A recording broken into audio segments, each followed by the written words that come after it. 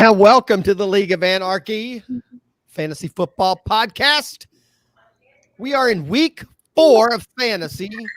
No, week 5, I guess now, right? We've played 4 games and week 5, but this is our first podcast of the year. I told you it was Garrett. No, I knew it was Reed. I had to wait till the show started. Reed's he's a professional. I like that. Coming at the last minute. But our leagues, we've been going okay. Commitment's down a little. I think 2020 has been a bad year for just about anything, and getting people committed has been a struggle. But the league's kind of rolling now, I think, and hopefully the NFL keeps rolling, and we get it to go through there. And that's going to be the first topic of the day. COVID-19. The suspension games, the games that can be suspended this week, have the rules that we put in place the last couple of weeks, or really last week. I know there's some pros and cons. As a commissioner, we can only do so much since we voted some things down already. We don't have a lot of IR spots, and that's been a struggle for teams already, where you have 2 teams that aren't playing or 4 teams not playing in a week we weren't expecting. But welcome to our first show of the season, and I'll just start with Kevin. Kevin, the COVID-19, the year 2020, sports in general, fantasy, anything. What is your mindset right now when it comes to sports? Have you stayed active? Are you watching the NBA? Were you watching Major League Baseball? Are you hooked in on football, or has COVID-19 this year changed your vision as far as sports? No, I think more than anything, when baseball came back, that kind of that was big for us. I think for everybody. The Reds didn't pan out the way that they made the playoffs. Yeah, but Freddie Galvis needs to lose his job. He didn't take his bat off the shoulder. There's no reason they needed to lose that game. This isn't a baseball podcast, but those 2 games were fun to watch, even though the Reds lost. No, I'd agree. They really were. No, I'm glad we're back. I'm glad we're playing. I wonder with COVID, and maybe this will be something we can talk about, what happens if Tennessee doesn't play this week? I mean, that's my mindset, because then they've already occupied their bye. What happens? Is there a fluffer week where teams aren't playing so Tennessee can make up a game? That's where I think this is going to get sticky with COVID, because with football, with baseball, you can throw out doubleheaders. In football, guys, not just throw out doubleheaders, not just throw them out. There were teams that did not play 10 games. They played 10 games less than other teams. No, I know. It just happened. You can't do that in football. No. So if Tennessee can't play this week, Buffalo can't play this week. And so Buffalo then has to absorb their bye. Well, Tennessee's going to be down 1 game. So is there going to be a week 18? Well, if that's the case, it's going to hurt fantasy down the road. Because we're going to go there. But my question, first question was just your outlook on sports, because I'll admit I'm much older than you guys, not as much as Megal, but you guys.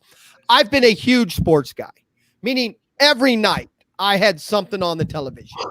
Baseball, basketball, football, I had something.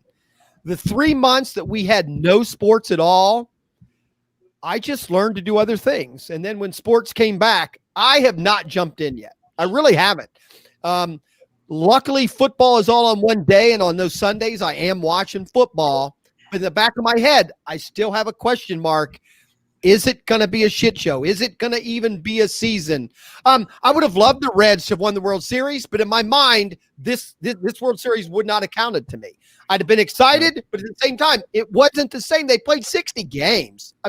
That's not enough for a baseball season to pan out. So I have learned that, you know what, other things, I literally can spend time with the family and watch a TV show or, do things around the house. Go camping, right? I bought a camper. Been going out. Zach's still surprised. 2 Sundays in a row. I got home like right at 1:00. This week I was driving at 1:00 when you guys are doing all this texting. What do we do? What do we do? I'm on the road driving. I couldn't, but I am less of a sports fan today than I was in February of this year. I mean, and I think it's because of the COVID. Reed, what about you? Sports wise in general, not just fantasy. Are you, I don't even know what kind of sports fan you were before, but with COVID and with the 3 months where we had those sports and now with sports coming back, but being iffy, where do you stand as a sports fan? I mean, I've always just been a fan of whatever I have money on. So if I've got money on the Lakers last night, okay, and they don't cover the spread, then I'm pissed. But COVID, and it's just COVID is definitely making the gambling people having issues. I mean, gambling is more than fantasy. That it's a you put bets on things and then they don't happen, or they're happening different. No, it's been especially without all the NFL teams playing. Especially, I feel like it's hard to. It's a hard year. Right. I agree. So, as far as like the Big Ten, I'm still not excited. I still think the Big Ten now has maybe made a mistake by coming back. Because I think they jumped the gun because the first 2 weeks of college football seemed to go off okay. And I think the Pac-10 and the Big Ten kind of went, maybe we made a mistake by being the two, leagues that stayed out. And then they announced they're coming back, and now you have major games that aren't happening. Notre Dame's now canceled a couple games. So I almost think now the Big Ten saying they're coming back, I'm not even buying into that. They might come back, but they might go back out after 2 or 3 weeks. Because I think even college football, there's double the people involved in college football than there is professional football. As far as the number of students, the players, the coaching staffs, they're all bigger. So I just can't buy into any of it yet because I don't think any of it's going to actually make it a whole season. And unfortunately, in my mind now, I've realized if you're not playing for a championship, is it even a season? Jimmy, what about you on sports? Where are you at the mindset with COVID and everything? Honestly, I think if they were going to have a season, then they should have went around. They should have had the same precautions in place, but they shouldn't have skipped training camp. They shouldn't have skipped all the practices because I think that's what's led to the injuries. And that is hurting the league more than COVID. I mean, if you could have just instilled from the very beginning, you need to social distance, don't be going out doing all this stuff. Because rich young people do so well when you give them rules like that. Well, threaten to take the money away when they listen. Poor young kids don't listen. Clearly, I'm just saying. Well, I mean, if not that, then what's the point? Because at this point, there's so many injuries, and then you have teams not playing, and it's a dumpster fire. It really is. And I do believe, I don't think Kevin quite got there. He kind of stopped about just Tennessee.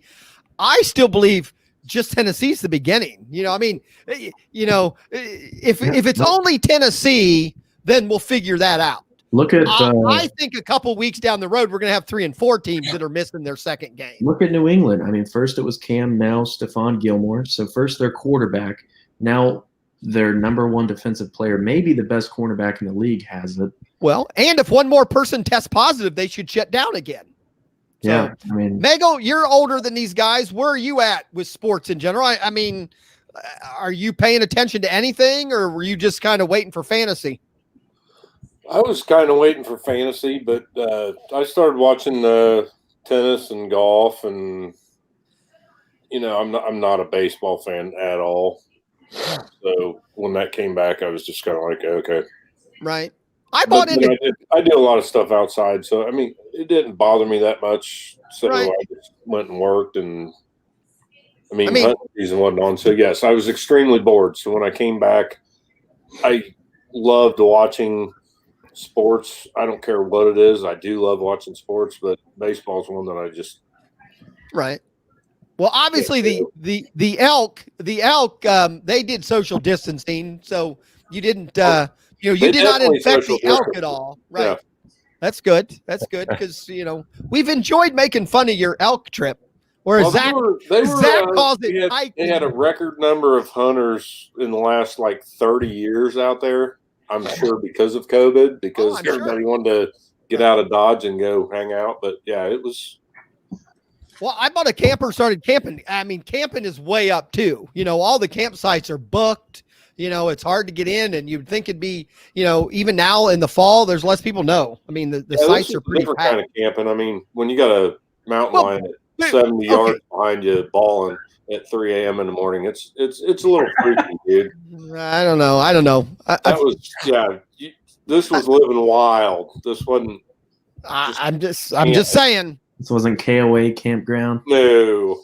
A spouse of 40 years crying in the background will get my nerves a little edgy. I'm just saying. That's what it sounds like. A woman screaming bloody murder in the middle of the night. Yeah, it's the same, dude. It's the same thing.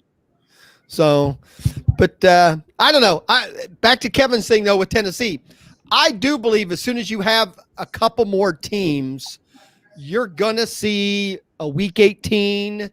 They've already said they've got 1 week of cushion in there without moving the Super Bowl, and they have 3 weeks of cushion of where they could move the Super Bowl. So they're talking right now that they're committed to playing every game. I guess part of me thinks the worst case scenario is obviously they have to shut down. I think the next step down from that, if they don't shut down, would be if the weeks where you have trouble or you can't make the game up, as long as they're not divisional games, I think some of them may not get made up, which will affect fantasy. Meaning, as long as you can go by division record and everybody played the same, if you played all your division teams the same, then you could just say, hey, we couldn't do a full season, so we're going to go to divisional record and that'll be our playoff, type thing. So I think that could happen. But I think it's most likely you're going to see a week 18 if you have too many more things, which again will mess up fantasy, right? I mean, we can't. We only go through week 16 for if we have a full playoffs, so it makes it hard. Are you guys? I know we've talked about it. Are you guys prepared for a season that isn't going to be normal, or we've debated? I mean, we've already said if we don't go full season, we're going to go by scoring as far as points go. And there's a couple of pretty big leaders already in that category. So it's hard to make points are hard to make up. That's why a lot of people like head to head over points. But, at this point, I'm not sure what we can do. Will you guys be happy if we have to go that route? No, I mean, I was telling Jimmy earlier, I hope that we get at least our 8 games in. Because although, points are great, and just from looking at it, we have to get 8 games in to be points. I know. If we don't even make it to 8 games, the season just didn't even count. We have to get to 8 to get to points, and we obviously have to get to 16 to have a playoff. For sure. As I was explaining to Jimmy now has 2 of the best wide receivers in football, arguably, right? And They each haven't played. Well, Michael Thomas hadn't played in 2 weeks. Devontae Adams is on a bye next week. Michael Thomas is on a bye, or this week. Michael Thomas is on a bye next week. So he's going to be looking at week 7 and really hasn't had a fair shake with his guys due to injuries. So points will stink because guys who have talented players and solid fantasy players are getting hosed not only because of the COVID shortened season, if it happens, but because of injuries. Right. And I think that goes. Just because I do the power rankings, I'm looking at Ben's team, and oh my gosh, I thought Ben's team was solid, and his receivers are good with Amari Cooper and DK and Robert Woods, but right now he has no running backs. Right. I sent him a message today because that's something I've been trying to do. I mean, running backs are running backs, so I have 5 on my roster now. They may not be good, but they get reps, right? And I realize I'm playing Ben this week. I'm not so sure why I'm trying to trade, but I don't know. I think guys who have talented rosters, fantasy wise, it's gonna be unfortunate. I mean, Clay's loaded, Megal's loaded. Your acquisition last week made you loaded. You have to have deep benches this year. You have to. And I'm gonna say this, and people are laughing at me. TJ's team is surprisingly putting up points, and I am. It's not that I'm baffled by it, but if Gibson comes into his own, I know you were big on him. I know you traded him, but TJ scored 700 points. That's if you look at our league. If I didn't make that trade, TJ would have lost last week. I understand, but he's fifth. Right. TJ is fifth in our league in points scored. He beat my ass this week. I know, and so he's averaging about 180 points a week, only because, I mean, and it's going to come out in the power rankings tomorrow, but Dallas's defense is last, and they're awful. So the fact that Dak Prescott has free reign to throw the ball, and he's playing from behind most games, right. 450 yards a game. Well, Odell had the best game that he's seen in yeah, years. Unreal. But I mean, between the two of them, they had 100 points. Right. Three people owned Odell Beckham last week, and only one got any points out of him. Well, and I mean this. Tyler Lockett didn't do anything last week. Yeah, I know. So Crowder played well, Beckham played well, Gibson played well, Zeke played well, Dak played well. Tyler Lockett did not. Jefferson, I don't know what his status is going forward, but if Kirk Cousins likes him, Fitzpatrick is Fitzpatrick. He could. But again, when I look at TJ's team, the problem is still bench. His bench is a little weak. For sure. And I'll say that. And again, part of my problem with this podcast is I give too much information to you guys. Yeah. But Magel's team, his bench can be a little weak. I mean, Magel has a great start. Magel's bench, a couple of injuries and Magel would be down. I'm just saying this was a year where I know, Zach made fun. Now. I've got 4 of them on IR. I know. That's what I'm saying. When I told Zach after the draft, Zach goes, your team, I don't think you drafted as well this year. I said, I drafted for next year. People didn't believe me when I said it on draft day because people just say, oh, you have a shitty draft. It's easy to say that. But I went into this thinking this could be a shitty year. I want to make sure I'm strong next year, but competitive this year. So my goal was a deep bench so that I had options. And right now, I think it's going to be a benefit to me. I said, now look at you. I know. Well, a deep bench allows you to trade and do things. He could start off with the worst team, and he'll somehow pull out the greatest team by the end of the year. It happens every time. Okay.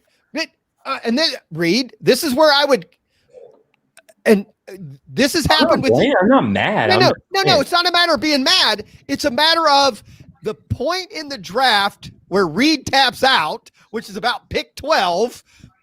I'm still picking people I think will help me. And you're like, somebody just pick for me. And I'm not saying it in a bad way. I'm saying you're completely right. I am saying in this league, you make if your 12th through 18th pick are good, you're going to be competitive in this league. You may not have the best team, but you'll be competitive. If your last 4 or 5 picks are just random guys, it's going to be a struggle because if 1 or 2 guys get hurt, you're in trouble. And I realize that it is hard at a draft after we've been drinking or having it's fun. The beginning's always fun. And then towards the end, it's easy to tap out. But I didn't give up after 12 this year. I would say it's 15. It was 15 this year. I had to tap out. Okay. And that's my point.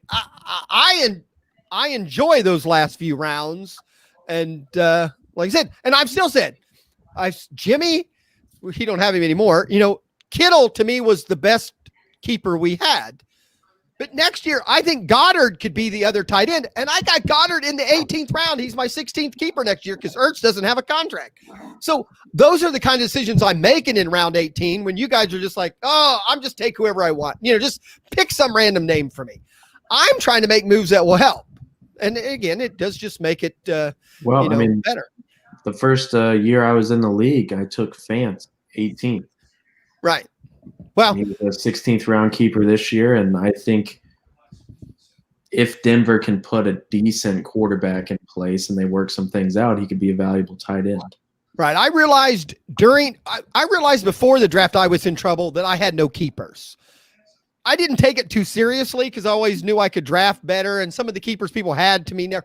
This year, people were better at their keepers. We had much better keepers. So there was a lot of good players I couldn't draft, which hurt me this year. And that's why in my mind, I knew I had to draft and make sure I have some keepers for next year. So I actually took keepers more serious, this year. Megal, you got to admit, your keepers by far makes you a better team this year. Oh, yeah. And that's when, when I started doing, the mock drafts this year, I kept going, man, my teams just can't compete with Clay and Megal because they're starting out with 2 and 3 top players and I'm not. And then it just gives you less people to pick from. I'm not going to make that mistake again. Now, it doesn't mean if I'm still competitive at the end of the year that I'm not going to trade some people away or say, okay, I'm going to have to trade a keeper too if I want to beat Megal or Clay at the end. I'm not going to give up. But at the same time, if I struggle a little bit or don't think I can win, I'm definitely going to roll with those keepers and try to build a dynasty for the next couple years. Go ahead, Kevin. No, I think more than anything, to allude to your point, I wasn't around at the beginning of the year last year. So when I was looking at my team and I kept Mahomes, I kept Sutton, and that may have been it, Mahomes and Sutton. I may have kept one more. You kept 3. I'm pretty sure you had 3 keepers. Yeah, Mahomes, Sutton, and I'll look it up. It doesn't matter. That's neither here nor there. For me, the value of guys was late in the draft. They were in rounds 7, 8, 9, and 10. And that's where the majority of your stereotypical 1 through 4 guys were falling. Like Kamara, Wilson was Mahomes was in the 5th. Sutton was in the 9th. I'm just using my example. Right.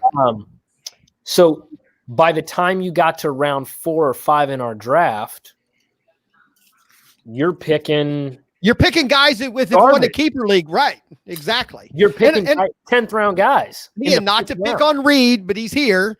But that makes it even harder for people like Reed, who don't know a lot of the lower level players or didn't. Reed, I'm not picking on you. It's just I know you don't. Where.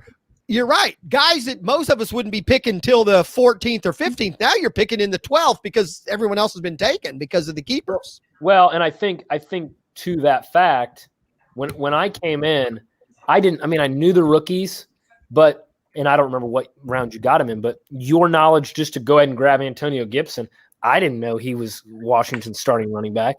I knew that they had guys but those type of guys in rounds 4 through 7 who are probably falling with guys like James White or guys like who I now have Jerick McKinnon or guys like DJ Chark didn't get kept. Brody didn't keep him.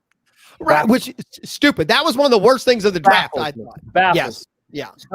So guys like that. Now, guys like on the flip side of that, like Clint, for him to get to keep Ridley, Brown, and Scary Terry and Godwin, and did you have to waste a top 4 pick 1 through 4?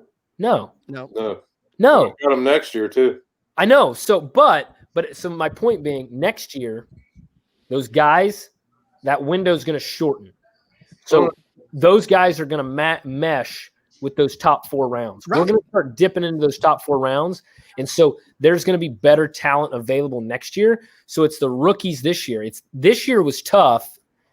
And not to pump up your tires, but if you've got good keepers this year, you're going to benefit because next year some of the higher stakes guys are going to become back available. Well, again, I just know my skill level. You allow me to start the draft with 2 or 3, you give me 4 third, 4th, 5th round guys that I don't have to, that I'm technically not taking till the 12th, 13th, or 14th. And I get a pick, high up and add to that. I'm going to have a good team next year. I'm just telling you. Because I can pick the best player. I don't have to worry about building my team. Meaning, like I said, I don't have to draft a tight end. I'm going to have Goddard in the 16th. I'm going to have a couple of young I've got people make fun. I have Dobbins. I have Dillon. Could be 2 starting running backs next year. Dylan's not starting until 2021. Who? Dylan? AJ Dillon. No, Adams does not have a contract, and neither does the other backup there. I think I told you this the other day, Mark. I think Aaron Jones is going to want big money at the end of this season. Aaron Jones is going to be a Houston Texan next year. That would not surprise me. I'm just telling you, he's going to be a Texan next year, and I'm going to have AJ Dillon, a running back who was picked, on a team that didn't need him. They picked him because he's good. So when he next year, trust me, I got him far enough down where it's not going to hurt me if he isn't even a great running back. So the whole thing just I'm just saying we're getting better at keepers. So I had to get better at keepers. And makes my team better in the long run, and I think everybody else will. And I really think it's also going to make the trading a little exciting here in the next, could be as soon as a couple of weeks with Jimmy. But I don't know, Jimmy, if you go 0-6, are you tapping out? What 0-what do you tap out, Jimmy? I'm just curious. I mean, it's going to depend on what the shakeup. If everyone is sitting at 3-3 or 4-4. And I can rally, and it's going to depend on what the league looks like compared to the trade deadline. Right, the best thing for you is you are the only 0-4 team, meaning that means everybody's 2-2. Right. So there is a chance that I can rally back and be competitive, but I can't afford to miss the draft deadline. So, and I have the nice thing is it's going to be tough for me to get some wins in the next few weeks, and that may as well force my hand, but it'll happen before the trade deadline, and I have enough high caliber players that I can trade to set myself up for next year. Right. And I thought that too. I mean, me and you have talked a little bit on trades and things like that. The other issue, you need those two guys to be healthier too, meaning they'll be worth more in a couple of weeks when they've played a few weeks and they're all healthy versus even right now. I think, really that their value is not so much, maybe week 8 or week 10, but their value is going to come into play to come playoff time when it is you lose and you're out. Do you want a guy do you want Michael Thomas or do you want, Godwin?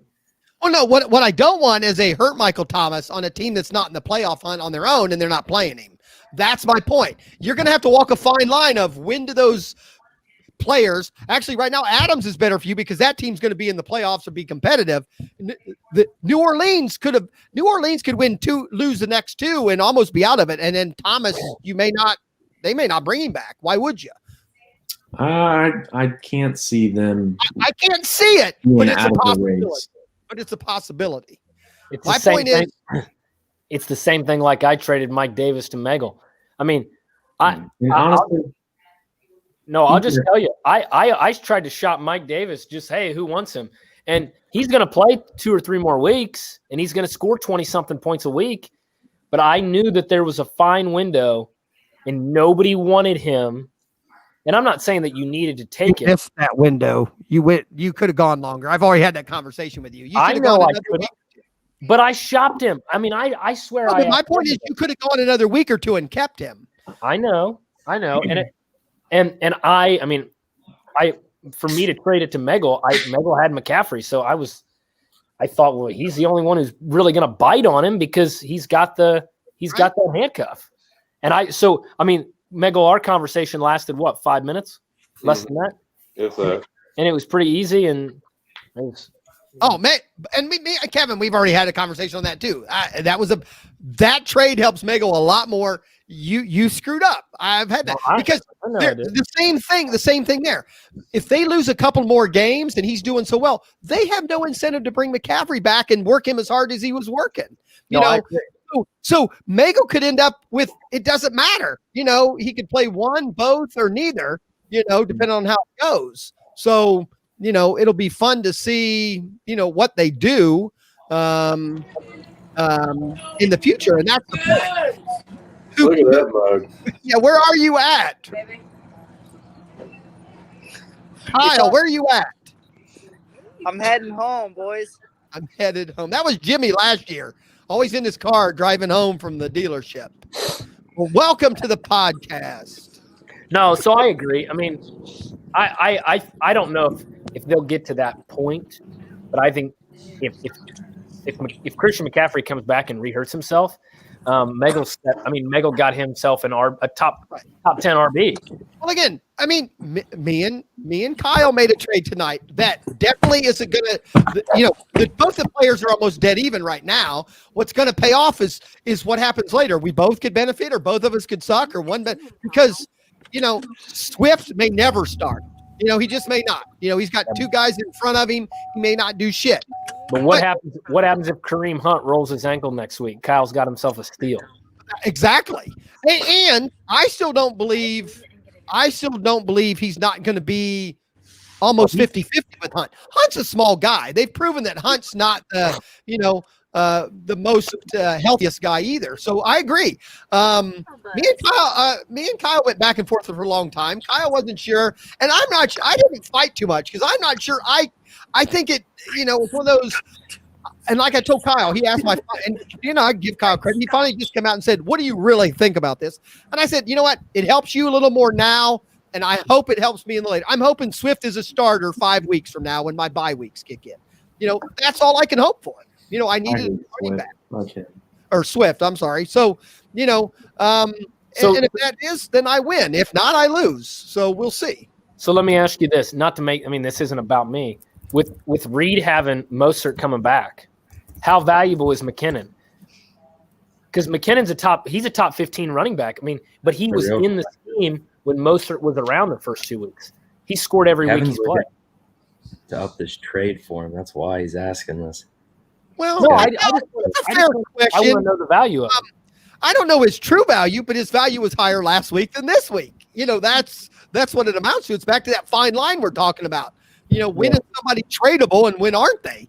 And it's a hard thing. Me and Zach every once in a while have that conversation. We're like, when my team only scored 113 points, I can't trade with anyone that week because everybody on my team looks like shit. The fine time to trade is when your players have a good week, not a shitty week. And most people and I'll be honest, the Crayports, when their teams have really good weeks and they should be looking to trade, that's usually when they go, no, my team's awesome. I'm not doing anything. And then they'll try to trade you when their team sucks and they're trying to trade you players who had bad weeks and then no one wants to trade with them. It's just a fine line there. Megal, you've been involved in all the major trades this year. Not, but the same thing, right? When you're looking, I was happy with my draft, so I was happy with I got rid of a few bench players. That's fine.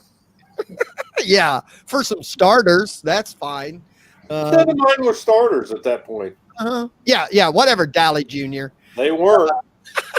Zach, what do you think about just trades and values of players and what makes you decide when to get rid of a player? I mean, back to speaking of somebody who has a player on his bench or in his lineup that's struggling a lot. When are you looking? What makes you decide the right time to try to get rid of a player versus the right time to try to get a player? I think it's pretty obvious when the time is wrong to trade a player. Like we talked about today, Kenyon Drake has no value unless I'm trying. Would you trade DeAndre Swift for Kenyon Drake? Probably, because Drake has more upside, but at the same time, he could also lose his job. So right now, Drake really isn't an option for anybody. I prefer to trade people when they have a little bit of consistency, at least. So it's hard. I don't know. I think it's easier to trade people when you can tell somebody, you know what, you're guaranteed to get 15, 20 points out of this player every week. He's done it the last 4 weeks. So it makes it safe for you. And then you can usually get somebody with some more upside or something like that, a little bit more value, stuff like that. I think it's a lot easier, though, to know when you can't trade somebody than when you can, because of like what you said about the Crayports. When your team blows up and does awesome, you don't want to trade because you have that mindset that they're going to do the same thing next week. And then they don't do the same thing next week. And then now you're down value again when you could have gotten rid of a couple players and made some moves when they were worth more. Right. When you're right. And build on the future versus building for that week. It's just it's just a fine line. I'm not one of those people that there's nobody on my team that isn't trade. I mean, I'll trade anybody any week as long as I feel like I'm getting a decent deal out of it. I don't have anybody on my team that's untradeable, in my opinion. And I don't think even in years after this, I don't think I'll ever have any, no matter how good somebody does, if it'll make my team better, then I'll trade them. I don't have. Well, and Jim learned that last year, when him and Nagel made that deal, at some point, if you're struggling, you have to trade your best player. I mean, it's almost hard to not do it that way.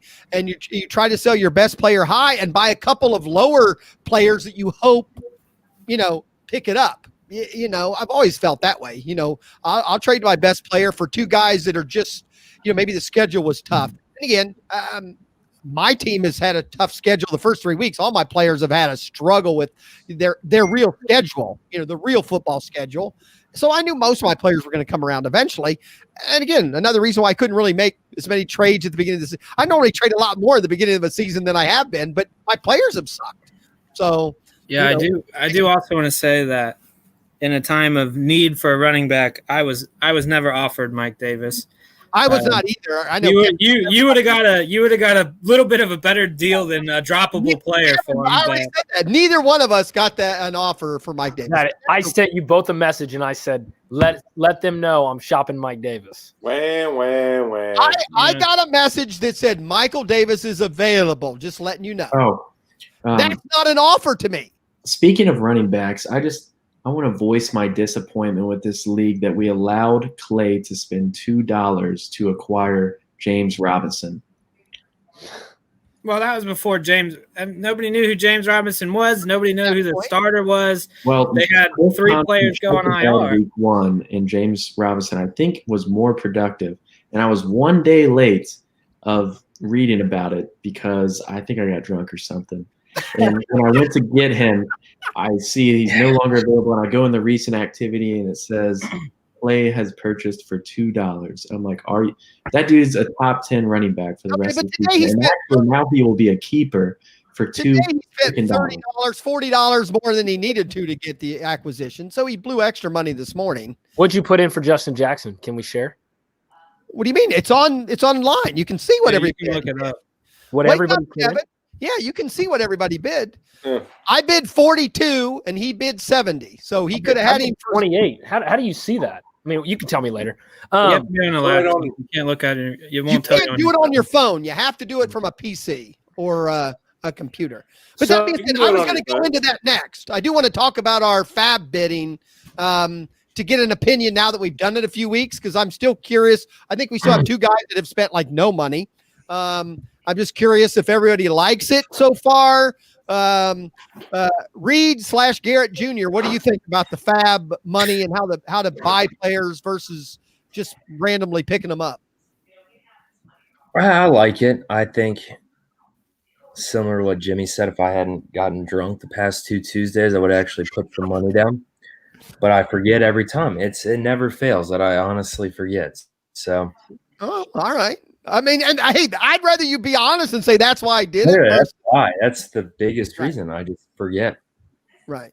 Now, you do know you could go in like on Monday afternoon and put it in. You don't have to wait till Tuesday. It won't go through till Tuesday night, but you can go in and put a claim in before you start drinking. Just like I need to start doing that. Yeah. I need to start doing that. I love that. That's a perfect answer, though. I don't know. I like the fab. It's a cool concept. I mean, it cost me a win this week because if I had bet $4 instead of $2, then I would have had the Rams defense, and I wouldn't have lost by 0.08 points. Yeah, fuck you for bitching at me for outbidding you.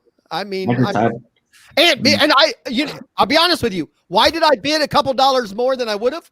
Because who they played this week also. I knew I'd get them for 2 weeks. They play Washington this week, which now has another quarterback. So, so I bid the extra $2 because of how I was going to keep them for more than 1 week. I'd have never bid $4 for 1 week. So just let me know. I was trying to, conserve my capital. And then of course, after the fact suddenly it's doubled. So I would have been happy to spend the $5 at that point.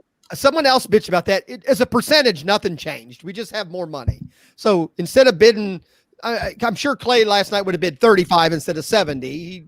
Most people bid a percentage, not a thing. That's why we did it the way we did it. But only because it allows a little bit of freedom. We felt, me and Clay, the COVID with so many people. One, we voted, which I was going to get opinion on. Are you guys happy now that we decided not to have more IR spots, or some of you wishing now we would have added the IR spots? Maybe one more. I'd have liked it because I've got 4 players. Nope. Okay. Reed sticking with his. Reed voted no. I'm happy with where it's at. You know what? I agree because the waiver wire is thicker. You can actually get guys, decent guys. All right. As long as you guys enough. I'm asking as a commissioner. I'm happy with it. So, all right, that's good.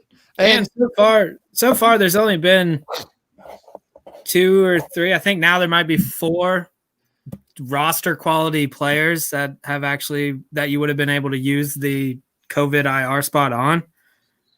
So I don't think the COVID seems to be hitting these practice squad losers who are going out and getting fucked up every night and partying because they don't have a game on Sunday to worry about. Because it seems that's what it seems like, at least.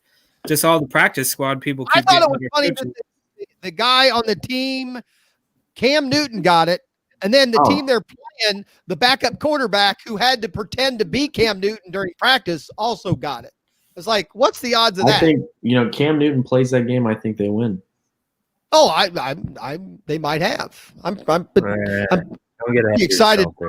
What, you don't like the duo of Hoyer and Bibbit or whatever his name is? They did awesome. Mahomes looked like shit. Yeah, they could have. Their defense, between Cam being off from COVID and the refs being in Kansas City's pocket, I think they win that game. I'm curious to see that with this stuff with Gilmore now, since he actually played, obviously, like tackling players. At the end of the game, he was shaking hands with coaches and Mahomes. I wonder if that'll do anything. I don't know. Like I said, there's a running back out there that lets women shit on his chest, and he's still healthy. He's a wide receiver. Wide receiver, right? But I was thinking, there's a running back too. But no, it's wide receiver. I'm sure there is. Or not. Maybe even Cam Newton. We don't know. We don't know what really happened. So, Mark, let me ask you this. Because this kind of has to do with what Jimmy brought up and what we were talking about earlier. When you were talking about a window, when is the right window?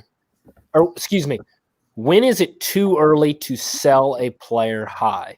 Because, for example, what happens if after week 1 Clay sells Robinson? Okay, Clay hoses himself. Well, I made a trade week 1, and it ended up working out in my favor. Now, when it went through, everybody thought that I had hosed myself, but I lost my receiver and I needed a receiver. When is it to make a trade? Well, on a make or break guy like that, because Malcolm Brown and Robinson, I feel like. Well, okay, we're gonna have probably people here would have different answers, and here when it comes to trading, here's the thing that helps me the best. Once I make a trade, I never look back. I actually hope the guy does good for you because I want you to trade for me again someday. To me, that's the key. Not what the right time is. It's what the right state of mind I'm in, which is, okay, that trade makes my team better right now. I got to move on. I no longer worry about it. And I think that helps me make decisions that some of you guys might not make. Does that make sense? So you don't care if it's week 1, you don't care if it's week 2. If I've got a deal that I think makes my team better, I'm done. I make the trade and I move on. And if I struggle or the trade didn't work out for me as far as that one player, I'm trying to then make another deal to make my team better now. I'm no longer worried about, I'm pissed off that I gave Kevin that guy that's doing well and I got a guy that's not. I don't think you're not going to make as many deals if you're always, your vision's like this and you're always looking back. Yeah. Because when you look back, then you're always going to go, I don't know, it's just not right. And I've always said that to anybody, I almost every trade when I'm done, I'll say, hey, thanks and good luck, man. Because Reed, Jimmy, anybody, Kyle just left. But, I would tell you guys, I hope the guy I gave you wins you the damn league. Why? Because you'll trade with me again someday. I just believe that in my mind. So that's, first of all, my mindset. Now, that being said, how do you know when the right time is? The right time is when you're comfortable. right? I mean, I don't know that there's another answer. You're either comfortable trading him. I have made a few trade offers, and an hour later I take them down, because I did realize I don't think I could live with myself yet, and I'll take it off. I agree. That's exactly why I traded away Kittle and Odell before their biggest games of the year, because I want to create that relationship of I'm going to give you something good. And again, I think didn't four of us own him that week. I think you traded him to Kyle, then I got him from Kyle, then I traded him to TJ. I'm pretty sure 4 people owned him that week. So I mean, again, that's my way, my philosophy of trading. And anyone's been in this league with me, I guess out of this group, Zach's the only one that's been in here the whole time. I've never had problem getting trades made. I obviously don't get every trade offer through. I mean, not everyone accepts my trades and vice versa, but I think most people, I mean, I don't want to say the word they trust me. It's just, if the deal helps both of us, we make the deal and I move on. And I hope if Odell Beckham wins TJ, me and TJ have had some shit trades together in the last few years, to be honest. We already talked about it. Seems like every trade me and TJ make, fuck both of us. And this week it actually worked for both of us. And I texted him that Sunday night and he's going, don't jinx it. Don't jinx it. Because you guys remember, I got Zeke from him last year and Zeke didn't do shit for me the rest of the season. And I gave him somebody else. They didn't do shit for him. So, it's, I always, that's the way I look at it. I want both of us to win. And even if I got the better of you or you got the better of me, it doesn't matter. I hope whoever you got makes you better and you keep going. So, and if you have regrets, you won't trade as much either, right? I mean, if you go, I keep getting fucked, I'm never trading again. And I think we have a couple people in this league that do that now, that don't trade as much or if at all, because one, they're afraid of getting fucked. And I've said this to Zach a few times. Our chat room belittles anybody that makes a shitty trade. And I think there are some people that go, I'm not going to make a trade because I don't want people to make fun of me in the chat room. I do believe there's people that think that now. So, instead of just saying, hey guys, good luck with that one and move on. No, we have to belittle and make fun. And, I've always said when you're at a poker table and you have a terrible player, the last thing you want to do is make him get up. You want him to stay there as long as possible and give his money away. So I've even been at a poker table with shitty players and you go, oh man, and he'll get a lucky hit or something. You go, oh man, great hand. You're hot tonight. You actually play him up, even though in your mind you're watching what he's doing and he's playing wrong. But hey, I'm just saying in our chat room, some people I think don't want to go in there after they make a trade because they don't know what's going to happen or what's going to get said. So, and our chat room can be a little, I don't know, entertaining, maybe is the word. Yesterday it got a little carried away. So, my main hope with trades is that it sets the chat on fire. Yes, you're a troublemaker. Just to create some strife. Now, the other thing I wanted to bring up on the COVID thing before we got past it, I'm not sure if we go points. I'm not sure we discussed it 100%, but most point leagues, if not all point leagues, go all the way to week 18 or 17 or whatever there is. If we at some point when we have to go, okay, the season is screwed up, we're going to have to go by points. Are we willing to go through the whole season, or are you guys in your mind thinking we're still just going week 16? Whole season. Oh yeah. Yeah, I don't know why we wouldn't. That way I know how shitty I truly was this season. Well, it's going to be a fine line because if you're going to get to 16, should you have had the playoffs? I still think there's going to be a point where we're going to have that discussion where we're going to go, all right, we might be able to have playoffs, but this is going to be weird, meaning there could be half the teams not playing because they moved the games to a week 18. That's my point. There's still a chance at the end of this season could be rough. And then that's what, we're going to have to make that vote or make that decision on. Okay, are we going to try to get through this as a real playoff head-to-head, or are we just going to keep going points? So it'll be kind of tough, there. So all you guys are in favor, you probably just play it the whole out, which again helps somebody like Jimmy. If you have a couple of good guys, you want to get as many weeks of them as possible to get your points. Meaning, I get it. Clay had 3 big weeks of scoring over 200. Jimmy might have his 3 big weeks of scoring over 200 at the end of the season. So you want to have that option, I think. The last thing that I know we put in play was it's originally, the quarterback rule where we're allowing you to play a quarterback off the waiver wire if you have a quarterback or technically if the whole team is on COVID, because we originally made the thing where if just your quarterback goes on COVID, you get the points for his backup that starts the game. But because the whole team was suspended because of COVID, we let you play a waiver wire quarterback. Did you guys like it? Don't like it? I think it, like I said in the chat room one day, it's just an option. If you want to use it, fine. If not, fine. But because we have such a crazy quarterback rule where you can only roster 2 unless one's on your IR spot, I just felt it wasn't fair for somebody that loses their quarterback for COVID reasons not to be able to play another quarterback if they want. Megal, did you have a problem with it, or do you think that was the right thing to do? It hadn't affected me at all in who I was playing, so I'm kind of indifferent. All right. I don't know. It hadn't bothered me with who I was playing and with my team, so I agree. That's the problem. If it doesn't affect you, no one cares. And then if you get beat by it, you don't like it. And if you win because of it, you like it. Kevin, go ahead. Like I said, it hadn't affected me. So, right. Kevin, what do you think? I think it's probably a good idea. Well, it just gives you an option. So, Kevin had his hand up first, Everett. No, he didn't. But okay, go, Kevin. I don't think I did. Well, okay, so here's the question, Mark, that I proposed to you that I didn't really put in the group. Okay, and I'm going to try to make the most 8.5, 8.5, and I'm sticking with that. 8.5 what? Inches. I'm just saying. I didn't want to say it out loud. Stop. I didn't ask you that. Yeah, guy, he's just saying that because we're in public. Go ahead, Kevin. So obviously Mahomes was my guy that wasn't going to play. And so I asked Mark the question, like Mullins was the 8:50 game or whatever. Yep. He was the night game on Sunday. Yeah, you did a good thing by not picking him, but go ahead. Sure. So I did.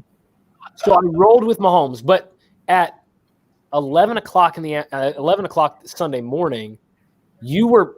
I mean, I'm gonna speak directly. You were making me make a choice by 1. Well, I was asking Mark if my quarterback wasn't playing until Monday night, and a 8 o'clock on a Sunday night quarterback was available on the waiver wire. It is with how quick news is coming out about this, it's going to screw an owner that has a keeper quarterback if they have to make a decision before 1 o'clock. I know it'll help the league. I know it's the right thing for the league. But if I have, Daniel Jones as my starting quarterback and he has COVID and I can drop him, it's not going to hurt me. It's neither here nor there. But I'm not going to drop Mahomes. So it's the same thing with Lamar. If the Ravens don't play and Megal has to make a choice and news is coming out. I mean, how many times did I send you a screenshot Sunday morning? I sent you 3 of them in a span of 40 minutes. Right. I could have got hosed because I had to make a decision by 1 on a Monday game when there was a 8 o'clock Sunday night quarterback available. And because we already had this discussion, but yeah. But now I get to answer you. It's easier. Now we're talking instead of in text form. 1, the rule has to be decided on or made up so that it can be done evenly and equally for everybody, period, regardless of the quarterback or the situation. We know most people in most leagues, at a minimum, check their lineup before 1 o'clock. So that's the first thing. So we know these things need to be put out there by 1 o'clock so everybody in the league kind of knows what's going on. The other thing is, as a commissioner in multiple leagues and now as a co-commissioner here, if you've never been a commissioner, in the middle of the afternoon on a Sunday, I don't want to hear about it. I don't want to have to worry about it. I'm in the middle of my own shit now. The games are going. I'm drinking beer. I'm having a good time. I'm enjoying fantasy. I don't need to be dealing with, oh, shit, it's almost 4. I need to make sure Kevin checks in. No, as a commissioner, timeout. I've given you till 1 o'clock, and I'm giving everyone that rule. Just because your guy was going to play at 8, I don't know. I still have to give that rule to the same guy who has a guy playing at 1.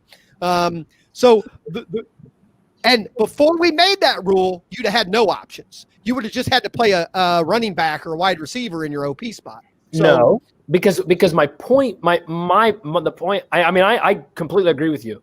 My point being is, what if it was Jared Goff, and I wanted to. You keep saying players' names. As a commissioner, I don't care who the player is. Okay, but Jared Goff's not a keeper. What if it's not a keeper? No, I know you keep saying keeper. In this decision, keeper doesn't even matter. All you're going to do is keep. You would have kept Mahomes in your quarterback spot, but you'd have got points. That's the reason we did this. You didn't have to drop a keeper or put him on your IR or anything like that. You could keep Mahomes in the quarterback spot, but you would have got points that Mullins got that night. That's all we did. We did it so you didn't have to drop anybody. Okay. Do you understand that? I mean, I guess I'm trying to make a point. I'm not. I think you're trying to make a point. If your quarterback is more valuable than somebody else's quarterback would have been, so you should get to go till 8:00. No, I'm saying, what if it's Goff? I mean, what if I drop Goff I have the luxury to still drop him, who's like a non-valuable quarterback. And we did that. Brody did that. Brody moved somebody to IR and picked up a quarterback. We did not change that rule. That rule didn't change. Yeah. The only option we allowed you is if you need quarterback points and you want to use them from somebody on waivers, we'll allow you to do that since our league doesn't allow you to have 3 quarterbacks. So yes. So my point being, and I'll drop it after this, that buys me more time if it's a quarterback that I am comfortable dropping. So I guess that's a personal decision. I then have until 8:00 that night. If my quarterback that I'll drop hasn't played yet. So say the quarterback I could drop has the Monday night game. I have that luxury. I have more time to make that decision. That's 7 hours to watch. If you felt comfortable dropping Goff at 8:00 and picking up someone off waivers, you could have done that. Nobody would have stopped you. Which I would never do. But I'm just saying. What not allowed you to do is use a waiver wire guy and not drop somebody. That's the whole point of this. That's the whole point, which I get that. I was just from a timing perspective and how quick things come out. That was my question to you. Right. Because things are like. Me and Clay talked, and we felt this was the best option because we don't allow 3 quarterbacks on a league. And if your whole team, like Tannehill wasn't going to play and Ben Roethlisberger weren't going to play, that, hey, if you guys want to use points from a quarterback on waivers, you can. That was all we allowed. And then, Zach, this is your question. So at 12:59, if Megal comes out and says, I'm not going to play Lamar on Monday night. I'm playing Nick Mullins. And then at 1:02, they say the Ravens game's on. He's screwed and he's got Mullins. Yeah, if he made the decision at 12:50. Like we all make decisions at 1:00 for the 1:00 games. There's always decisions you have to make as an owner. But that's what I'm saying. But then that extra timing, that 7 hours is huge. Like people are still making roster moves. The only difference, the reason why the decision was so easy for me was because my game with Ben Roethlisberger and Ryan Tannehill was already decided that it was going to be moved and they were not going to play that week. So, yeah, I didn't have the hard decision of having to decide whether or not I'm going to risk sitting Patrick Mahomes and using a waiver quarterback like that. I get it. It's not an easy decision. No, I'm just and I agree with you. Like I would have rather been in your shoes. Right, but that's my point. As a commissioner, I can't make the rule based on players. I have to make it based on what's equal for everybody. Yeah. Okay, everybody with shitty quarterbacks can do this. Everybody with good quarterbacks can do that. That's not fair either. It's just the way it is. I shouldn't have worded it like that. I'm thinking from a time standpoint. I know. But again, like I said, at 8:00 at night, I don't want to have to, as a commissioner, be worried about what's Kevin going to do. Did Kevin let anybody know in time? Do I have to keep track? As a commissioner, at 1:00, I'm done commissioning. At 1:00, I'm now an owner. I'm setting my lineup. I'm watching the games. So as commissioners, you have to have a deadline. And I did have in another league, we had Mahomes on the bench and picked up Nick Foles off of waivers to play. And by the time Monday, me and the guy that we're in the league with, or not Monday, by Sunday, we'd already decided we're going to play Mahomes. And if we lose because they didn't play that game, we were okay with that over playing some Nick Foles, who's obviously a lesser quarterback. It's just, in my opinion, I don't think that decision's I would personally rather lose because Mahomes didn't play than. Now, the other issue, Kevin, I would say, luckily for you, it happened in week 4. Those decisions I think some of those decisions are going to happen in week 14 and 13 and 12 when we're trying to decide if we can make the playoffs or if we're going to even win a playoff game. And to me, we're not going to change the rule. It's still going to be the same then. And you might have to make that same decision, but it's still, as an owner, a decision you'll have to make. Which means you're going to have to get as much information as you can. What's Right the now. odds of them playing the game? What's the odds of them not playing the game? Can I afford, and that's what you got to do. Yeah, Zach. I just want to go back to the original question of if we like the rule or not. The reason why I asked the question in the chat when it first came up that their game was being postponed was because I felt it still other than the fact that we were using a waiver wire quarterback, I felt like it fell into the same lines as the rule that we voted on at the draft, because technically the two quarterbacks were out because of COVID. They weren't the ones who had it, but if they were out because of COVID, and since the whole teams weren't playing, there were no backups to get points from. So in my opinion, it was almost like an extension of the original rule. That's exactly what we decided when we did it. It just kind of is an extension of what we already did. Yes. The point would if Ben was the only one that was out because of COVID, you would have got his backup as an option. Now, you still could have said, no, I don't want to do that. I'm going to start some wide receiver in my OP, and I'm not going to take the backup. But you still would have had that option. And you still have the option just to cut Ben and pick up some other quarterback. Yes. We're just added that because both of the quarterbacks you had technically were out because the backup was also out. And this allows you to pick up and at least get points from a quarterback. So, and only one person took advantage of it, and that was Zach, and he only got 7.84 points out of it. It didn't work. It did not work anyway. So, So I would just say, and I know you've put it in that chat 100 times because everybody's like, what are the, when it comes push to shove, everybody wants to know the rule when it's time to use the rule. But I agree with the statement you just made about 30 seconds ago. Someone down the line is going to get faced with the situation that I had. It's going to be a late game. And so I'm just saying, as the commissioner, you should reiterate that because No, it's not going to happen. At 1 o'clock, make the decision. That you're going to have 8 weeks to think about it. And then when your time comes, you're going to say, fuck, I know I could go to 8 o'clock, but Pricer's saying I have to do it by 1. That's just the way it's going to be. No, I know that. I know that now. But it's going to catch someone in our league because they're going to make a decision at 12:47, and at 1:32, they're going to come out and say, we're playing the game, and they're not going to make the playoffs because their stud didn't play the game. The other thing, technically, you couldn't even do that. I guess it depends on the guy you picked off of waivers. But if you pick a guy off of waivers that plays at 1 o'clock, and your option is... that was his point. He was picking Mullins because Mullins didn't play till 8. Yeah, that's the point I'm making.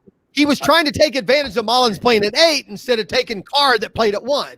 Yeah. I wanted to take... that's my point. I wanted to take a guy... I know. Oh, Kevin, me and you have talked enough that I think of all the angles. That's why I have to make the rules the way I do, because I outthink you when it comes to the angles. So, trust me. So that's my point. That's why we have to have these cutoffs so that you guys at least know the cutoffs. Now work the angle if you can find it. So, that's all we want. I want to know what Jimmy has in the Instapot back there. Any idea? And I think, there's an Instapot in the back. I can read, and the little red light's on, so I know it's he's back there cooking something. Reed, I'm sorry. Right, Reed's got the Instapot. Garrett. Garrett. So, all right. So technically, this week actually didn't kill anybody. I think everybody I'm pretty dead. Well, I know, but it wasn't because of COVID, was it? Oh, it was. It was. What was the big news today? Corey Davis is out. Oh, really? Another one? Yeah, Corey Davis is one of the COVID people. Oh, fantastic. No, I think.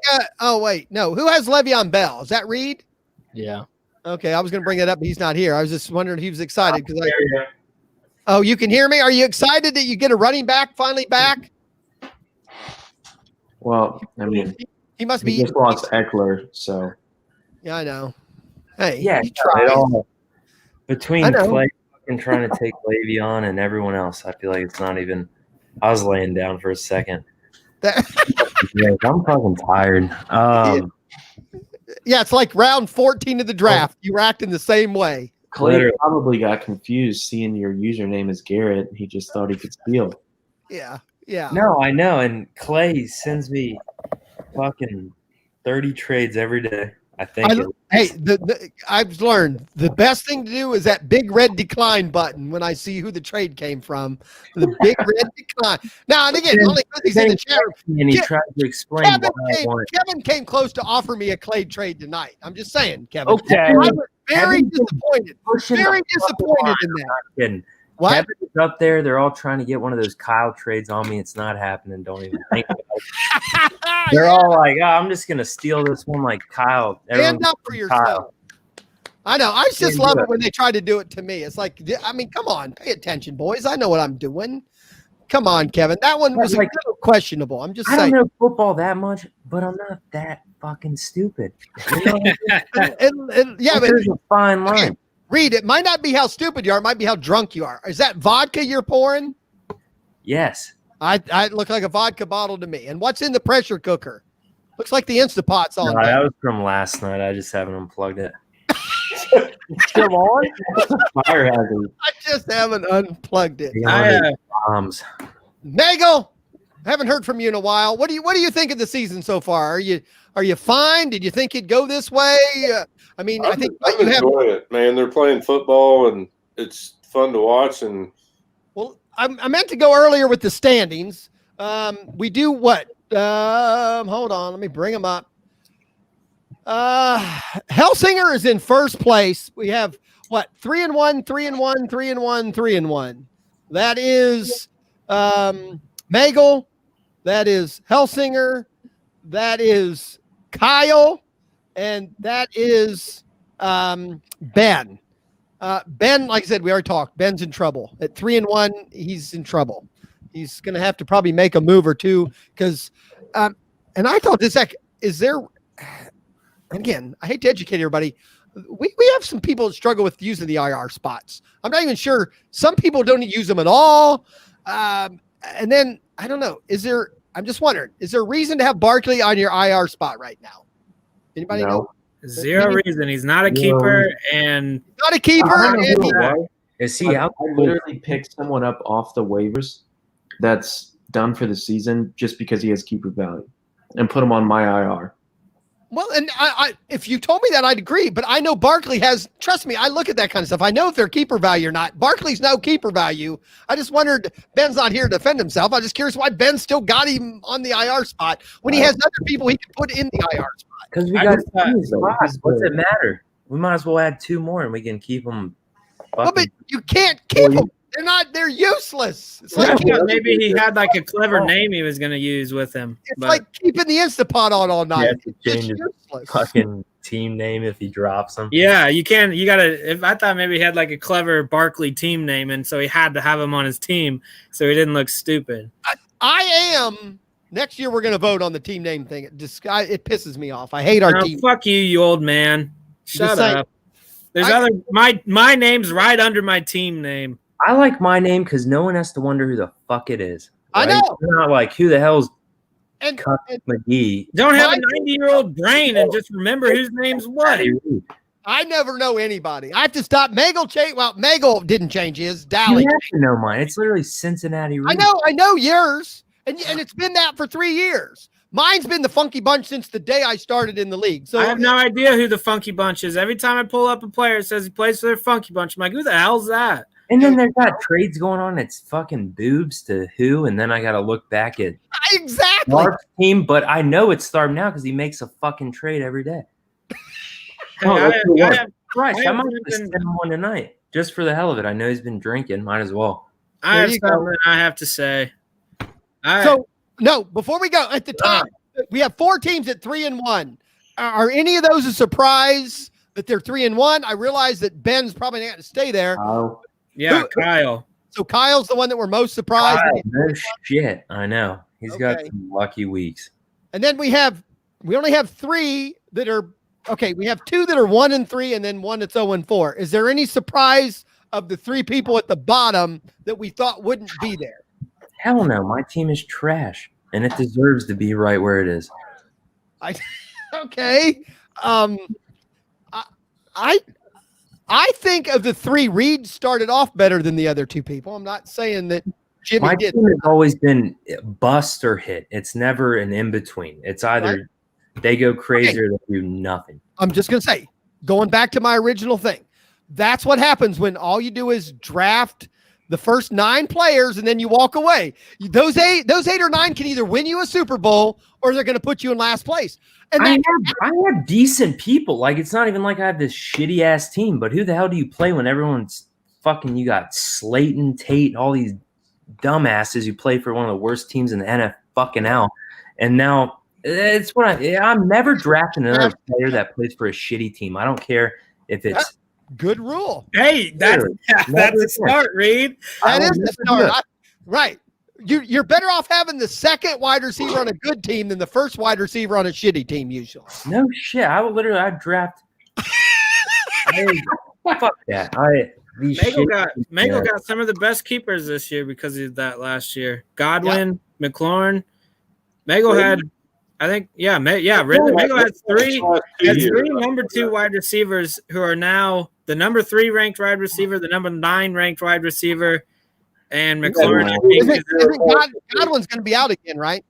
Yeah, but if he was in, I mean, he'd still be I think he's still a top 15 wide receiver. Right. And they're Mango, all number 2s. What about the quarterback change in Washington? Does that worry you about your top wide receiver? I just want Wesley to get somebody in there that's worth a shit. Block for somebody worth blocking for. Haskins isn't even the backup. They made that's because he told his coach to fuck off. They made Alex bow-legged. Who's starting here? Kyle Allen. Yeah, Kyle Allen. Hey, probably you're going to get a lot of 7-yard passes. No, he's not better. Hey, he made DJ Moore look good. No, Kyle. Okay, he might have made DJ Moore look good. Half a season. Last year, Kyle Allen was the least accurate quarterback in the entire NFL. But he made DJ Moore a fantasy contender. Yeah, because he still sucked. I'm sure Terry McLaurin will still do good this season because Terry McLaurin is good, not because Kyle out. I could throw Terry McLaurin the football. Okay, but Haskins would throw it. Haskins would throw it to him. I'm not sure. Allen might not throw it in those tight windows. That's the problem. I don't know.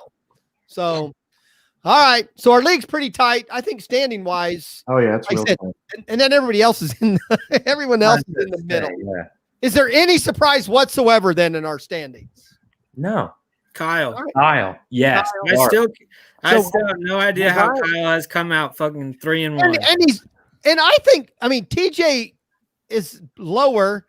I have no faith in the crate boards. TJ just scores points. Now, what do you guys you do realize too, if we have a regular season, we're paying out a bonus for every week, the highest scoring loser.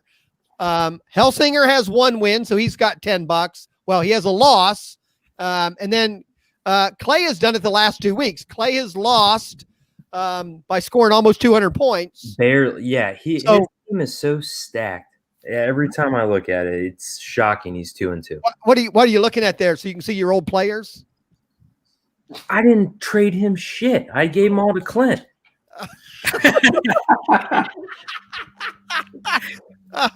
Okay, I'll live with that. All right. So before we go, just because this is our first one, I want everybody to go around and say who they think is going to be the fantasy MVP this year. You mean the player? Player. Who's gonna have the best fantasy season? I know it's 4 weeks in. We're late to the party, but I have my pick. Well, go first then. Who do you think is going to be the fantasy MVP? Which let me ask because see, some people the description of what this means. Are you talking the guy who just scores the most points, or the guy that was drafted the lowest that's scoring the most points? I would say that. I wouldn't say. Well, the answer can be whatever you think, but to me, there are some guys that aren't going to. Yeah, value can make a big difference. For the value at where this guy came from. All right, go ahead. Tell us who. It is no question that I think Josh Allen is going to end up being the fantasy. From what if he keeps this up, the fact that they added Stephon Diggs to that offense, unreal. He's averaging 39. Josh Allen's running now. Not that he didn't last year, but he's a threat both ways. So Josh Allen, you think will be your fantasy MVP? Yeah. I was going to say that even before you said that. Okay. I think it's a good pick. Jimmy. Points. Jimmy, who do you think the MVP? I don't know. It's hard to say because if you I do think it you off have of him on your relative where people are drafted, I then think he's on your keepers come into play. So I think he's on your team. you think it's Josh Allen? No, I think it's Aaron Rodgers. Really? Aaron Rodgers, where there's one quarterback leagues, they weren't even drafting him. Yeah, no, I mean, I took him, in the 5th or 6th? Oh, you got him later than that. No? I think he went like 7th or 8th round this year. I think I took him in the 5th because I'm just I saying. didn't have a keeper quarterback, and I knew from last year, which is what put me in trouble, if I didn't have a good one. Right. I just think Aaron Rodgers, Josh Allen, which is back to my point always. Sometimes you got some of these quarterbacks you don't need to keep in the 1st or 2nd round. That's one of the reasons I made that trade to Kyle's because Josh is a keeper. Yeah, that's true. Even if I don't win this year, at least I will have one of the better fantasy quarterbacks next year. You'll have 2. I mean, Aaron's not going to be a keeper because you can't keep it. Well, no, they're only moving 1 round, so I guess I could keep. No, they only move 1 round if the season doesn't complete this year. Okay. If we have a regular season, they move 2 like everything else. If for some reason the season doesn't come, well, he just kaput. He just got killed. He just cut himself off. Thank God. This is I don't know if I would actually keep Rodgers in the 4th. I don't know if I would. I think I kicked myself out of my own room. Oh, he's back. I did. I hit my mouth by mistake. Well, Mark, even if, let's say the season shortens and then I can keep both Rodgers and Allen, I don't know if I would keep Rodgers in the 4th. I feel like if I already have Allen in a later round, I don't know if I would waste a 4th round pick on a quarterback.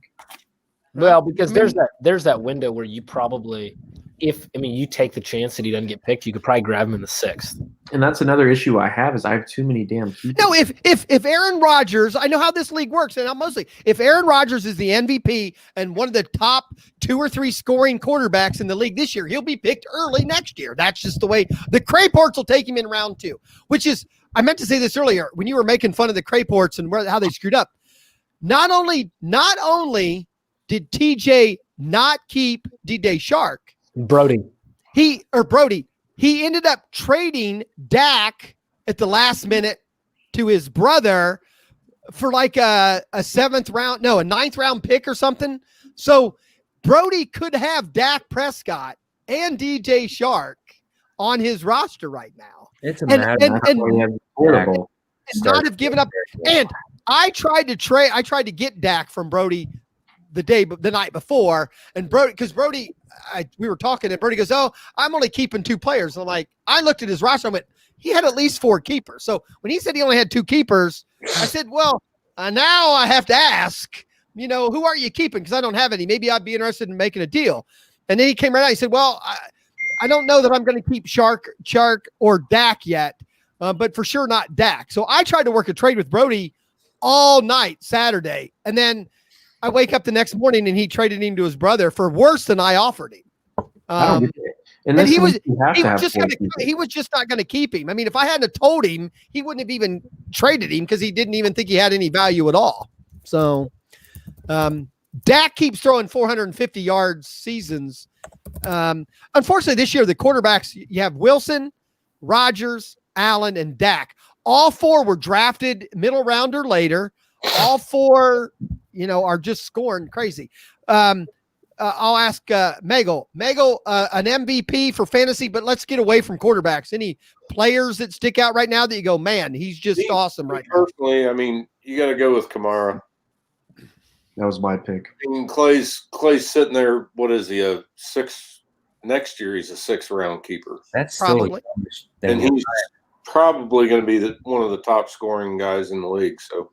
Right. Out and Ridley. We've been saying for years that's been one of the best keepers in our league, and Clay got him by accident. I mean, obviously the season Clay drafted him, he was just supposed to be a bench guy, and I've always said this. He's taken off. Okay. If this guy had not been on the Saints, he would not be a keeper of Clay's today. I'm just saying. Clay only picked him because he's a Saints guy, and the name and the Saints all went together. And as a Saints fan, he heard the name. Well, and plus Michael Thomas is out this year. So well, Kamar though was the number one, even with I know, Thomas. but that just makes him more of a go-to guy. Now, speaking of our local team, what about Higgins, man? Higgins is balling out for the Bengals right now. Burrow is doing well. Look at Burrows. Yeah, Burrows is doing well. Yeah. So let me say this, just because I didn't mention my player. I'm not going to look at keepers or anything like that, but I think it is Mostert from the 49ers. Maybe not from what he does this year, but the fact that Kyle picked him in, I think, the 7th or 9th round, and who I think he's going to lead that backfield, not just this year after he comes back from injury, but maybe next year, and his keeper value that will carry. That was a solid pick.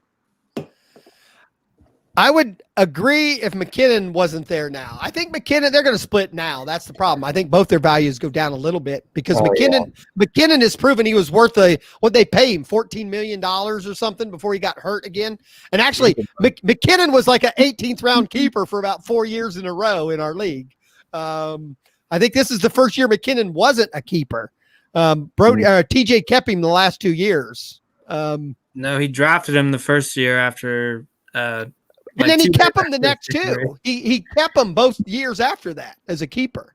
So it was pretty funny. So, but Higgins for the Bengals has been fun to watch. Yeah, Zach, how do you feel about that? I want to know your opinion because did that sway your trade today? What?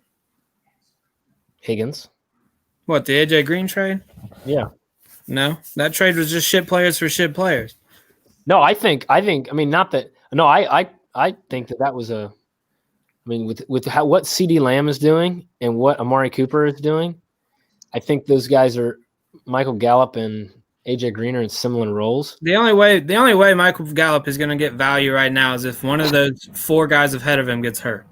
I mean, he's still Michael Gallup. I think he'll do okay, and he'll put up more points than AJ Green. That's why I traded for him. But I want Michael Gallup just because, and AJ Green's in the same boat. If T. Higgins or Tyler Boyd goes down, AJ Green might come right back to being AJ Green. I wanted to take that. I think I hit accept right as I got the email. It literally flashed on my phone as I was going to take that. The difference I see here is Zach's right. Gallup needs someone to get hurt. I still think there's a chance later in the season, maybe after bye week, where AJ Green kicks it back into gear for 3 or 4 games. He's like McKinnon. He hasn't played in 2 years. I mean, it's going to take time, but right now, my team doesn't have time. I mean, I know Clay thought that was a horrible trade. I really think it was fairly equal. I know, like I said, everyone hates trades that they weren't involved in. I'm sorry. That's just kind of the way it is for most people. But who did I send you, Reed? I know it was Green. I sent a bunch of people I forget who it was, but I literally hit accept, and right as I hit accept, it didn't tell me anything, but I saw like the thing pop down. Of course, it was fucking Tharp. I should have known. He watches the trade just to accept anything that comes through. So, oh well, shit happens. All right, guys, it was fun. We stayed on a lot I didn't longer. get to do my MVP. Yeah, you got to do your MVP. Zach, go, your MVP. My MVP, not a quarterback, because everybody picks quarterbacks. I'm going from now on, from this week on, I think it's Kareem Hunt. I don't know, just because you kick someone in the head, that means everybody forgets that you were a number 1 fantasy running back for 2 straight years. I think Kareem Hunt in my opinion, Kareem Hunt's better than Nick Chubb. And he's a top 5 running back for sure. He is not durable enough. He's not durable enough. That's my problem with it. Has he ever been injured? I mean, his groin obviously now, but I don't think he's ever. Has his girlfriend ever been injured? I was gonna say he's never injured. She had a concussion once, I think. She didn't pass. I'm just saying. I'm not saying he can't be. I'm just saying he won't be. That's all. You guys just need to watch out for when AB gets back in the league. No, there's speaking of a good bench spot there. Keep it up, Jimmy. Oh, just wait till he's a keeper in the fucking 16th, number 3 wide receiver. He hasn't played in 2.5 years, and he's not going to get played for 19 weeks once he signs. He's got CTE, dude. The guy Vontaze Perfect knocked his brains out. And what about? Are we going to see Josh Gordon here in a couple of weeks? Is he available? I might pick him up. No. Josh Gordon has been on Ben's bench for about a month now. Josh Gordon is AJ Green Jr. Josh Gordon was one of the most insane talented wide receivers when he came into the league, but he could not smoke weed, so he's been suspended about 10 times. He only had one good year. AJ Green had like 9 good years before he started hurt. Josh Gordon was a top 5 wide receiver for like 3 years. 1 year. First came into the league. 1 year. I might be Josh sending Gordon in a had trade. 1 good year. Whatever. He's good looking too, so fantasy. The bastard does have a body and a half. Not saying that they don't all, but he he works out a lot. 8.5. What? I feel like we have a connection. All right. Who did I not allow someone else to say their MVP? Megal and then you. Megal said it. Kamara. Oh, Yeah, he said Kamara. Okay, now you're. And I said Higgins. I said Higgins. I think what's wrong with Higgins? You think? I mean, to finish the year?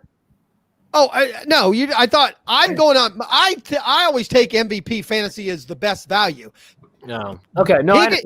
Higgins was either picked in like the 16th, 17th round, or you got him off waivers. And unfortunately, even picking off waivers to me is hard because you can get guys off waivers that have good seasons just because of injuries and all that. But I think Higgins in our league was drafted one of the last couple of rounds because he's a Bengal. He'd have never been picked if he wasn't a Bengal, and we weren't in Ohio though. Don't forget about Justin Jefferson. I think he's above Higgins.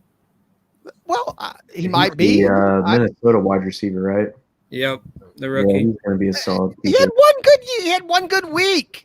He's had back-to-back 100-yard games That guy is on a team that hasn't thrown more than 27 passes. Okay, one more question if you guys don't care then. Kevin, I'll start with you since you started that question.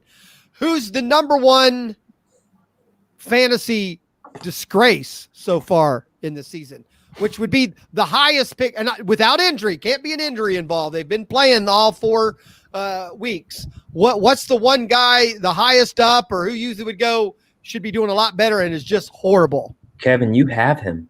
I've got him. Kenyon mistake.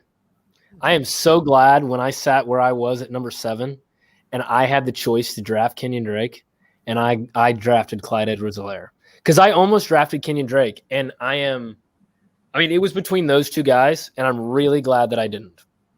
All right. Kenyon Drake. Jimmy, who's your number one guy that you look in the league? It doesn't even matter whose team or whatever. Just the one guy you go, either I'm glad I don't have him or I wish I hadn't drafted him. What guy do you think is so far the number one disappointment? Leonard Fucknet. That's a disappointment, though, for a different way. I mean, that wasn't on him. The team cut him. Megal's trip. I didn't know he had been released by the Jaguars, and I don't know. He's just I need something terrible to happen to Ronald Jones if he's going to have any value at all. That was a wasted second round pick. Now he's being hurt. It sucks. Yeah, I tried to get him from you a couple times with what I thought was decent offers, but you keep AJ thinking Dillon is not a decent offer. No, there was more players involved than that. But AJ Dillon is a keeper value. I'm sorry, I know you don't believe me. Well, the problem, Mark, is I know he has value, but I already have 4 keepers. I can't keep 5. Never enough. Send me AJ Dillon. I'll take it. I know you will. Other people have tried to get Dillon from me. Jimmy gets it. I keep just thinking Garrett. Reed, who's your number one disappointment? I think Hilton, T.Y. I think he's That's a bad one. Up. That's a good one. And I took him pretty early on, I feel like, and now I got Kevin offering me him again, and I don't want him. I got him from Clint. I know you did, and Clint, I think I still do mean that. I mean this with everybody hurt. I think that Indianapolis's defense has been on the field a lot in the last 2 or 3 weeks. He's not getting a lot of targets, but I think here in the few weeks, and I don't mind playing him. I mean, I'll play him here on out because he's in my starting. Because roster. You have to. No, he's in my starting roster. Because he has to be. Averaging like 7 points. I know, but I think Rivers throwing him the ball. All right, okay. Now I'll ask because I think right now they're in the same. Would you rather have AJ Green or T.Y. Hilton? AJ Green. I figured it'd be half and half. T.Y. Who do you think's most likely? I believe AJ Green is more likely because he's got a better quarterback. It's simple. Yeah, it's simply Rivers is struggling with throwing the ball again this year. I don't think it's going to change. Rivers looks like his arm's going to literally fall off. I don't think he could throw it across the Stillwater River right now. Rivers, it wouldn't happen. Mago, who's your number one disappointment out there? I'd probably have to go with Kevin with Drake. Thank you. Right. Way to come up with your own fucking thought there, Mago. Well, it's a pretty easy choice. I think everybody should have the same answer. I know. I was hoping everybody would at least go, okay, Kevin picked one. I'll come up with another one. I mean, unfortunately, quick question. Are you playing basketball this year? I would assume so. I won't know till the end of the month. They don't start usually till the 1st of November. Was my next question. All right. You guys are all welcome to play basketball. Mag will dunk over on you.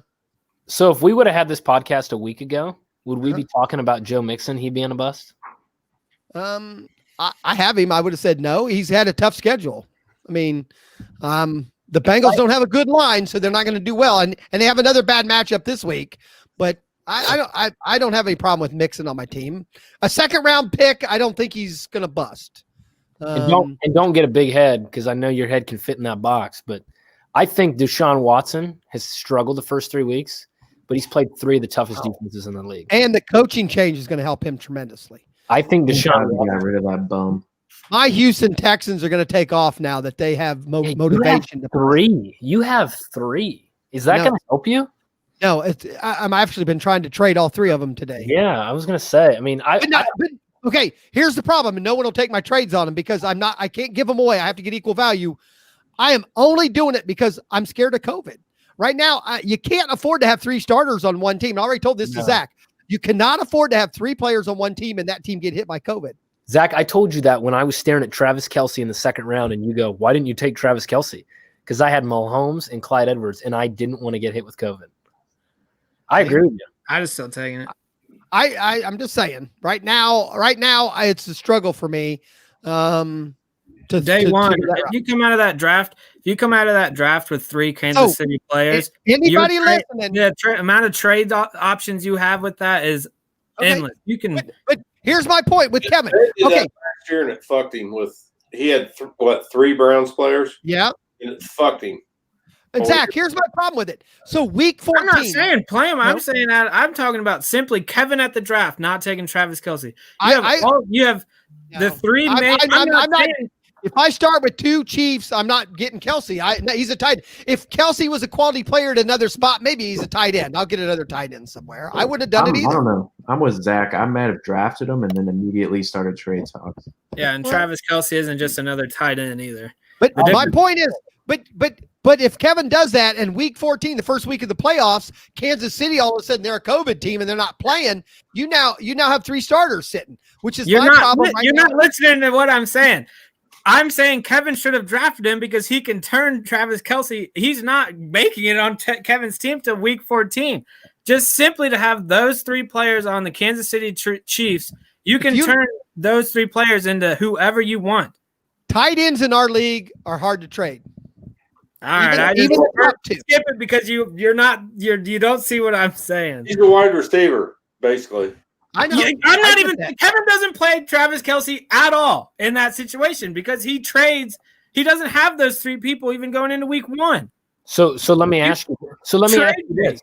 So do I trade him for someone that could have drafted him ahead of me, or do I make a bundle deal? What does that look like? I would have traded him for a running back, considering they're in such short supply.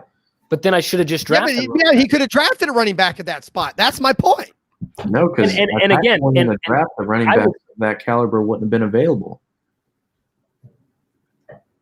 It's a hard call. I'm just saying. Kelce isn't just a tight end 1. He's a tight end top 3. I mean, he's a dude that's number 1 target. 15 points. He got 60 yards, 4 catches, and no touchdowns this week. He was a below average wide receiver this week. Yeah, trust me, because I have him. Probably the best defense in the league against tight ends. As soon as Goddard is healthy, I'll trade him to you. You want Ertz? I like Ertz. No one wants the Eagles' backup tight end. He's not. He's not the backup. He's their number one. He's their. And next year he'll be their only tight end. I'm just saying, the number one keeper in our league is Goddard now on the 16th. No, the Jaguars are going to give him a max deal. Jaguars. Is Tom Brady or the Tampa Bay offense a disappointment right now? Hell no. Yeah, they're unhealthy. They're not getting the points that everybody thought they were. I'm sorry, they're not. Dude, I was thoroughly impressed that they rallied back against the Chargers' tough defense like that. I mean, he's got a lot of mouths to feed. And here's what I find this fascinating is I know Scotty Miller's been on 100 teams already this year because, Zach, you've owned him, I've owned him, somebody else owned him. But maybe it's not Bill Belichick that finds these tiny guys out of Bowling Green. Maybe it's Tom Brady. Who is Scotty Miller and where did he come from? I mean, I know he came from Bowling Green, but you know what I'm trying to say? Right. I mean, he plays for the GOAT. I know. That's what I'm saying. I think that's the thing. I think if you play for Tom Brady, that already gives you a little bit more upside than T.Y. Hilton playing for Phillip Rivers. But I like Scotty Miller. I'm glad I picked him up last week. I will say Gronk is no longer Gronk. Oh my God. Bad thing. I know there's a lot of injuries on that team now. I'll be curious if he's not a good tight end to have the next couple of weeks anyway. Again, I think there's a lot of people judging these players who haven't played in a year or 2 years real fast. I think you give them only been 4 weeks. Reed, who's your number one disappointment? Or did you already answer? I already answered. All right, so we're done. All right, guys. My number one disappointment, I think I personally, I kind of said it. I think the Tampa Bay offense hasn't been this, awesome thing that we thought it would be. I get it. They're scoring some points, but at the beginning of the season, everyone thought they were going to be the greatest, They've done well. They've done okay. If you have Tom Brady, you're not glad you picked him number 3. There's 4 or 5 quarterbacks we already named that you'd rather have than Tom Brady this year. Allen, Rodgers, all of those. But Tom Brady was going 3rd or 4th off most boards as far as quarterback. He's on a brand new team with no preseason, no training. That's why I didn't want him or any of his players. So when Godwin comes back, Bears, and yeah. When Godwin comes back, how good are they going to be? I think they're going to make the playoffs. I don't think Brady can even throw past 30 yards, can he? Yeah, you clearly didn't watch the highlights from his recent games when he was that ball he threw to AJ Howard was 30 yards 3 or 4 times. Scores a touchdown. That ball he threw over and over. Oh, beautiful. Over and over and over. All right, guys. Good luck this week. Get your waiver wire. Get your waiver in. You're allowed to buy guys every night, Garrett Jr. Just letting you know. There's nothing but fucking kickers available. Amen. Some of you need a 3rd or 4th one on your bench. Nah, shit. Never. Never? I have 2 kickers. Jimmy always has 2 or 3 defenses hanging around. You can't have enough defenses. That's what I always say. Until I get outbid. Did anybody? Okay.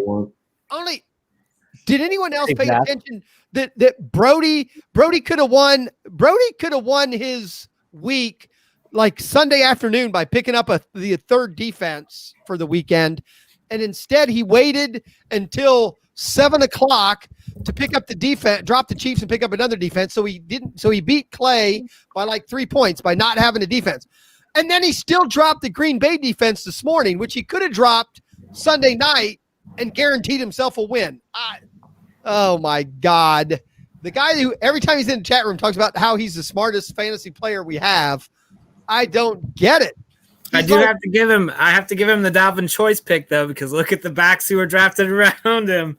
I don't know how that's worked out for him, but and he'll tell you it's because of his genius. It was still a wrong move to pick Cook there, but it is worked out. I will agree.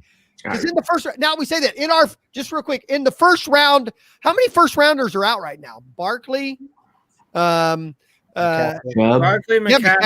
Michael Thomas, Devontae Adams, Julio. Chubb. Yeah, Julio. I got Julio in the last round. Julio's been useless to me. Julio has been a disappointment. Trust me. So 5 of the top 12 are out. I gave you a great offer for Julio, Mark. Yeah. I'd already had a kicker. And then obviously, so we have 5 that are out, and then Zach should be out. He's useless. That'd be 6. So half of the first round picks are really failures right now, right? I mean, not failures, but IR. some of them are IR. Some of those aren't coming back. I'd rather have an IR guy in the first round than fucking Kenyon Drake. I'd rather have a guy get hurt than watch a guy put up fucking 4 points every week. With the opportunity, that's the worst part is he's been given the opportunity and he just shits the bed. He was my second round pick in my 8-team league, and he just shits the bed. I don't want to rub salt in the wound, but even the Miami Dolphins thought he sucked. And they were horrible. They used him in the pass catching. He had back-to-back 200-yard games with them.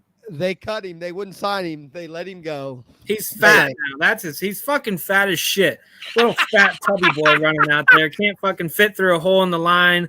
Can't get down the line to fucking. He's probably eating elk meat. Chase Edmonds runs circles around him. I just can't wait for them to just switch him to the starter and now finally have something useful. All right. I'm ending this. I'm out. Good night. Thanks for being here. Spend your money. Use your waiver wire. Get some more defenses. Magel, see you next week. Jimmy, good luck. Love you, Magel. Zach, go to bed early. Garrett, see you, Zach, probably tomorrow. Cleaned out. Probably. Kevin, get that fourth grader working on our power rankings so we know what's doing. That kid. Hey, I demand to be number 12 in the power rankings. No, yeah, you're the worst team in the record, but you've yet to be at the bottom of the power rankings. I demand it. I got that point. Put me down there. All right. Reed was there last week, so we'll see how it goes. No, Reed, Kyle was 12. Back, it's game over. This is comeback right now. All right. Good night.